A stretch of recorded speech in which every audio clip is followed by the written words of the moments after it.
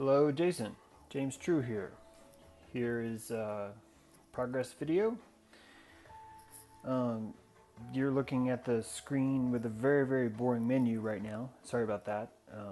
But this is just, anyway, I just wanted to go ahead and make this video for you because I'm wondering if you're wondering what I've been doing. So I'm going to go ahead and reboot the hot tub here. Actually, I'm gonna shut down. Now you'll notice that the screen goes off, and you can see that the monitors and the sensors are still going. That's because right now the Arduino is, so the screen shut down. It was shutting down Linux, and then at the very end it shuts down the Arduino. Just so you know how that works.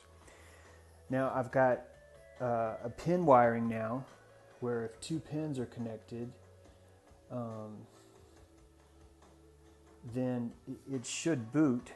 And so I just have a simple push button here just so I could show you how it works. So this push button would boot up the system. And then instead of, you notice how before we hit the menu button for shutdown, but you could also now hit this button for shutdown also. And that's another pin assignment. Basically we're just connecting two pins, which I'll show you the diagram here in just a sec. But the Arduino kicks on first right away, the Mega actually, and then we launch into Raspberry Pi. Raspberry Pi then launches a browser, and the browser opens, and now we have an HTML interface that's serving an Apache web server. Apache web server is also, you'll notice that here's the temperature from the Arduino.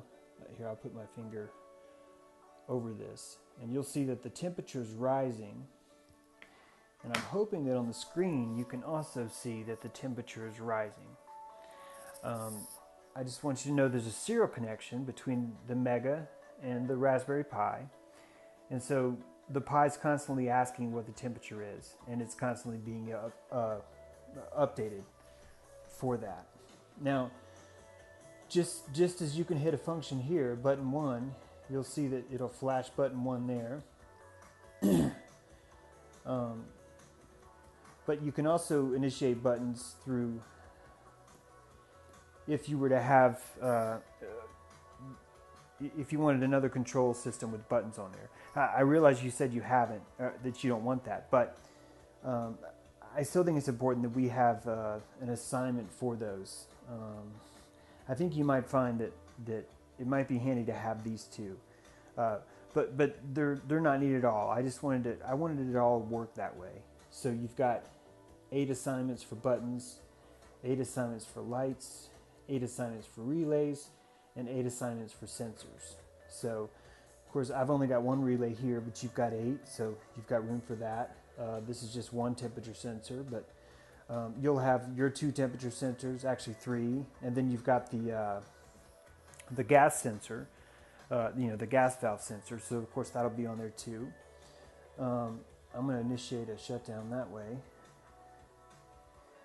Now, when this shuts down this way, the system is actually still on after it finishes. Keep in mind right now it's still shutting down the Mega, so any second it's going to shut down. By the way, I'm going to have the Arduino say, hey, I'm shutting down, or I'm starting up, so you won't have to wonder what's going on. Inside here, I've tried to really simplify this. But basically, I just wanted you to know everything's really hooked up to the Mega at this point. And then there's the I2C interface is occupied by the Mega, which talks to the 2 mini monitors. So the Raspberry Pi, really all it has to do is focus on the monitor, which is a pretty big draw if you think about it. So I wanted it to just be able to do that and not have to have any lag, like, oh, I'm getting temperature, you know. I didn't want you to be in the middle of a YouTube video and have the Raspberry Pi having to do anything else at all. Next up, work-wise, is the actual menus, the graphic menus themselves. And again, I'm sorry they're so boring right now, but I more wanted to just go ahead and show you the system itself and how it's working. Also, I'm going to recommend that maybe maybe you want me to get a Mega hat and actually wire this up sort of like I have it now. That way, when I send it to you, we've got a hat that goes on top of the Mega, and then I, I trust you know what I mean when I say hat. You know, it's a PCB board that fits right on top of the Mega, and I would just wire all this in there. I think you might want to do that, but we got to talk about the parameters of the budget and stuff like that because, yeah, this has been a lot of work. It's been really fun, by the way. Sorry this video is so long. I just wanted to give you a tour, and this is the best way to do that. Again, this is just sort of the simple version. Now we're putting in the intelligence, but everything's basically working. I hope you're happy with what you see here, and I look forward to your feedback. All right, thanks.